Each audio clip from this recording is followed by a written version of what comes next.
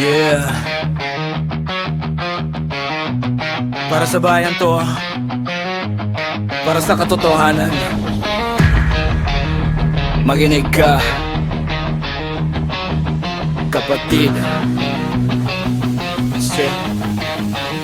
Sa balita araw-araw, puro anomalya. Pera ng bayan nawawala parang bula. Mga pangako nila, puro salita pero busa nila lalong lumalaki. Mali-maleta sa bawat buwis na pinaghirapan. May pamilyang gutom, di man lang matulungan. Habang sila sarap sa hapagkainan, lambot ng upuan, tayo sa init, hirap ang nararanasan. May proyekto raw, pero ghost lang pala. May pirma, may boto, pero wala kang makikita. Pinapaikot lang ang masa sa kwento nila, habang kaba ng bayan unti-unting nawawala.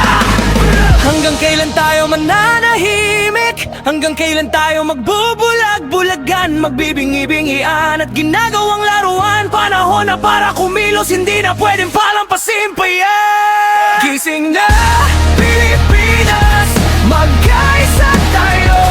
Tinig natin ang sandata sa pagbabago. Huwag matakot, sama-samang tumayo. Laban sa katiwalian, sabay-sabay sumigat.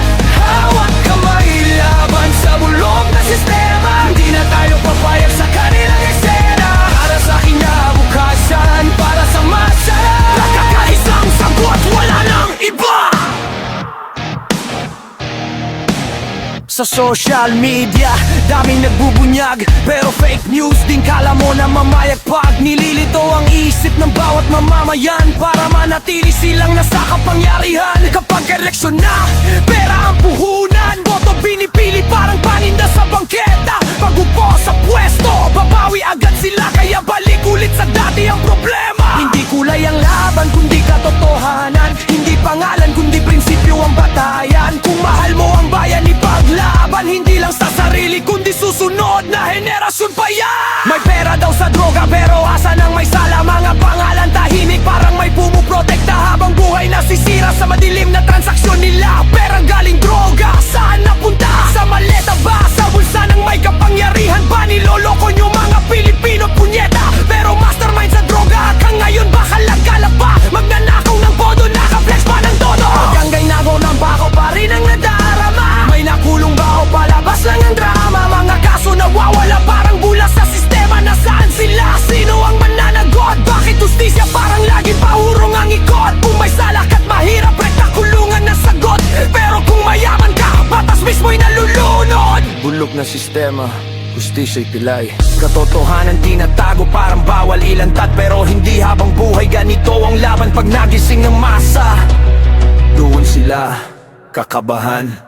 Presyo ng bilihin, pataas ng pataas. Diesel at gasolina, halos di na maawat. Pamasahe, pagkain, lahat sabay sumasagad. Si pobreng Juan, lalo lang nababaon sa hirap. Kahit anong sipag, kahit anong kayod, kulangan pa rin, parang walang natatapos. Maliit ang sahod, pero trabaho'y sobra-sobra. Pagod sa maghapon, pero kulang pa rin ang hawak. Isang kahig, isang tuga, ganito pa rin ba sa bansang Pilipinas? Bakit hirap ang nadarama? Habang sila sa taas, patuloy sa pagyaman pa, tayo sa ibaba, hirap na.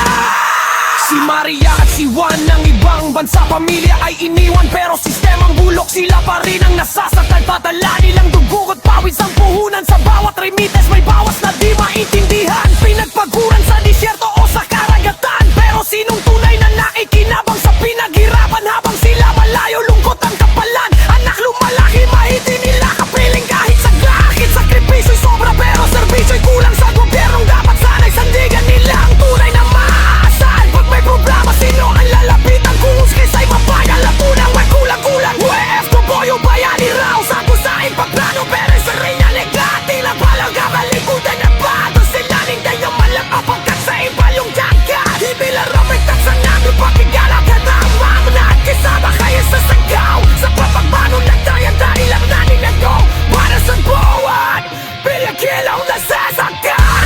Hindi tayo magpinan, di tayo sarasawa.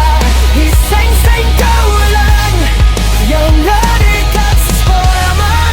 Dililag ang good, ang taking hanin miyon.